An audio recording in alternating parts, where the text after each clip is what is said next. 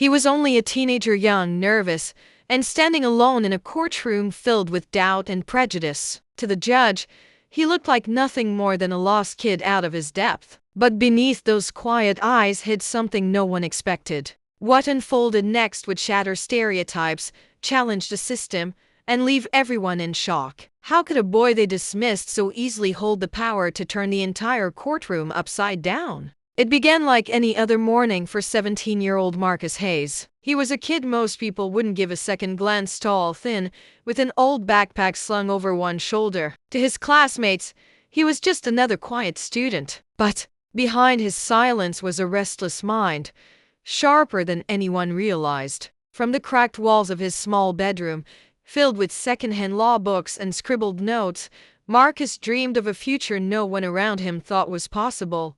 Marcus had grown up on the south side of town, a place where opportunity rarely came knocking. His mother worked double shifts as a nurse's aide, and his father had been gone since he was 8. Most nights, Marcus stayed up late at the kitchen table, flipping through worn-out pages of legal cases he had borrowed from the library. It wasn't just a hobby, it was survival. He believed that understanding the law was his way out, his shield in a world that too often judged him before he could even speak. At school, Marcus rarely fit in. Teachers overlooked him, classmates underestimated him, and sometimes he even overheard whispers that mocked his quiet nature. Yet, none of that dimmed the fire inside him. When others wasted time, he studied. When others gave up, he kept pushing. The law fascinated him because it was supposed to be equal for everyone, yet he saw with his own eyes how unequal it truly was. That contradiction became his obsession. The courthouse was not a foreign place to Marcus. On weekends, while other teenagers played video games or hung out at the mall, he sat in the back rows of courtrooms, listening quietly as attorneys sparred with judges, memorizing every argument, every objection, every ruling. To him, these moments weren't boring, they were thrilling. He wasn't just observing, he was learning, preparing, waiting for the day he could step into that arena himself. Still, Marcus was just a teenager. To the world outside his small circle, he was invisible. Nobody knew how many nights he spent rehearsing arguments in front of the mirror, pretending he was already standing before a jury. Nobody knew how deeply he wanted to prove himself, not just for him, but for every kid who had been told they weren't good enough. But life doesn't always wait until someone is ready. Sometimes it pushes them into the spotlight when they least expect it.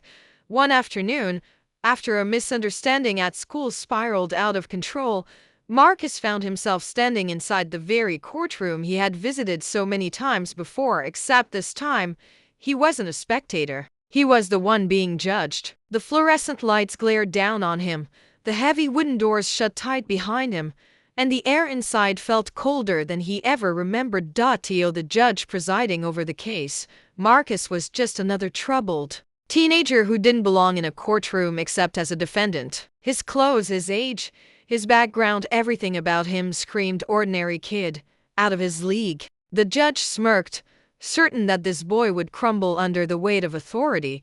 But what nobody in that room knew was that Marcus had prepared for this moment his entire life. What the judge saw as weakness was in fact a disguise. Beneath the surface was a mind sharper than most seasoned attorneys, a voice ready to rise, and a truth powerful enough to flip the entire courtroom upside down.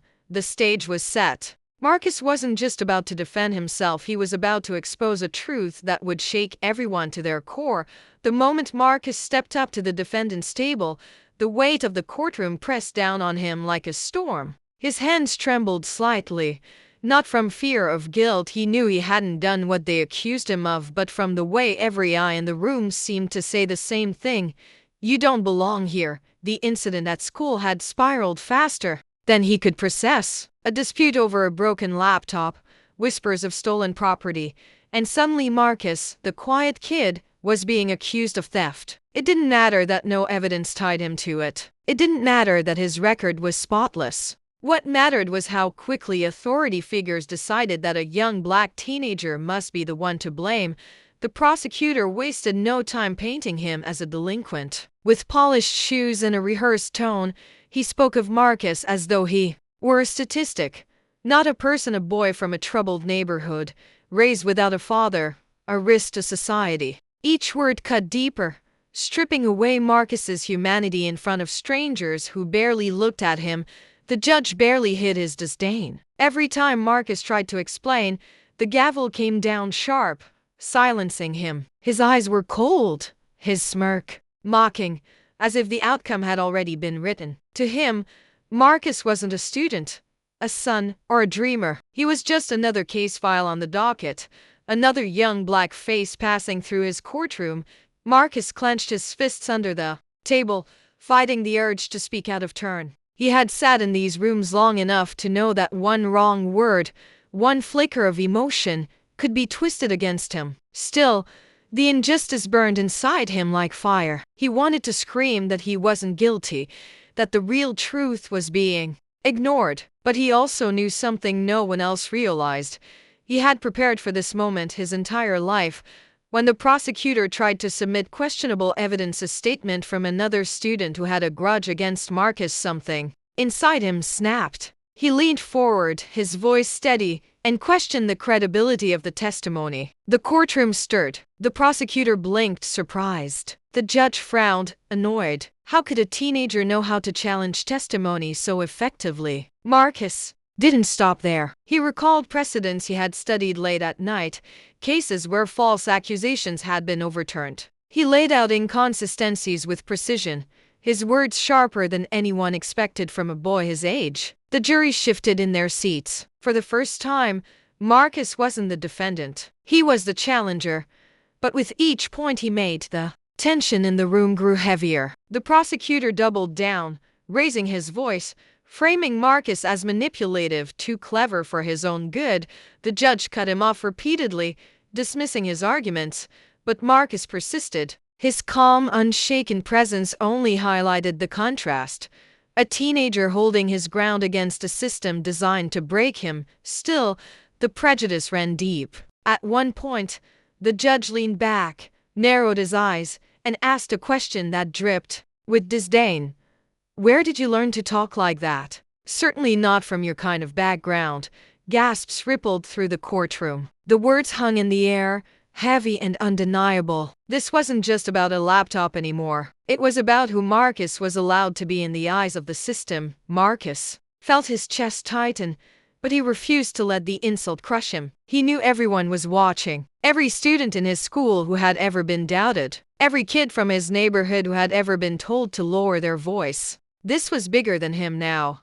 And just when it seemed like he had made headway, just when doubt began to flicker across the jury's faces, the judge slammed his gavel and called for a recess. His glare landed on Marcus like a warning. "No, your place." But Marcus wasn't going to back down. Not now. Not when the truth was within reach. The recess was temporary, but the silence it left was deafening. Outside the courtroom doors, whispers filled the hallway. Some saw him as brave. Others called him arrogant. But everyone knew one thing. The boy they had underestimated was far from ordinary. And as Marcus returned to his seat, the stakes rose higher than ever. The real battle was just beginning. When the recess ended, the air in the courtroom was different, thicker, charged with an invisible current. Marcus walked back in with his head high, but every step felt like walking into a storm. The judge's glare lingered on him, sharp as a blade, and the prosecutor's smug smile promised a fight Marcus was never meant to win. The trial resumed, and the prosecutor came hard. He twisted Marcus's words, raised his voice, and painted him as cunning, a boy who thought he could outsmart the system. Each accusation was designed not just to discredit Marcus, but to remind everyone watching of a stereotype too old and too cruel, the dangerous, untrustworthy black teenager. Marcus felt the weight of it pressing down, heavier than the walls around him. The jury shifted uneasily. Some leaned forward, curious. Others looked away, uncomfortable. And the judge? He leaned back in his chair with the smirk of someone waiting for the inevitable collapse. But Marcus refused to collapse. He took a deep breath and stood not as a defendant, but as an advocate. He began to lay out his defense piece by piece, his voice calm, his logic flawless. He exposed contradictions in the testimony, highlighted gaps in the evidence, and pointed to the lack of proof beyond reasonable doubt. His words carried weight not just because they were correct, but because they came from someone they never expected to hear them from. The tension hit its peak when Marcus cited a legal precedent and obscure ruling he had studied late at night in a borrowed library book. The courtroom froze. The prosecutor's face went pale. The judge's smirk faltered. How could a teenager, a defendant no less, know the law so well? And then, the unthinkable happened. The judge slammed his gavel and cut him off mid-sentence. His voice thundered through the room. Enough. You think you can play lawyer in my courtroom? Sit down before I hold you in contempt. The silence that followed was suffocating. Marcus stood frozen, every eye on him. For a moment, it seemed like the fight was over, that the system had swallowed him whole. The message was clear. Stay in your place. But Marcus didn't sit down. He steadied his breath, his knees shaking beneath him, and met the judge's glare. In a voice steady but fierce, he declared that he had a right to defend himself, that the law didn't belong only to those in power. His words cut through the silence like lightning. Gasps filled the courtroom. The jury leaned forward, captivated. Even the court reporter's fingers hesitated on the keys. It wasn't just defiance. It was courage. A teenager, untrained and underestimated, was daring to stand against a machine built to silence him. The judge's face flushed red. For a moment, it looked as if he might erupt, end the trial on the spot, and have Marcus dragged out in chains. But Marcus kept speaking, his words flowing faster now, each one sharper than the last. He reminded them all that justice wasn't about status or skin color, it was about truth. And the truth was on his side. The room buzzed with an energy that couldn't be contained. The prosecutor fumbled, scrambling to regain control, but his arguments now felt thin, hollow. The jury wasn't just hearing Marcus's defense, they were feeling it. His courage was undeniable. His brilliance was undeniable. And the injustice laid bare was undeniable. Then came the turning point. Marcus, standing tall despite the odds, looked directly at the jury and asked them one question. If I were not who I am, if I looked different, came from a different place, would I even be standing here today? The silence that followed was thunderous. No one dared move. The question didn't just hang in the air, it echoed, haunting, in the minds of everyone present. For the first time, the judge's authority felt shaken. The gavel rested in his hand, motionless. The prosecutor's lips pressed into a thin line, and the jury, ordinary people caught between fear and truth, were no longer looking at Marcus as a defendant. They were looking at him as a voice the system had tried to silence. The climax of the trial had arrived. Everything balanced on a knife's edge. Would Marcus's brilliance be enough to overcome the prejudice stacked against him? Or would the system crush him under the weight of its power? The answer was only moments away.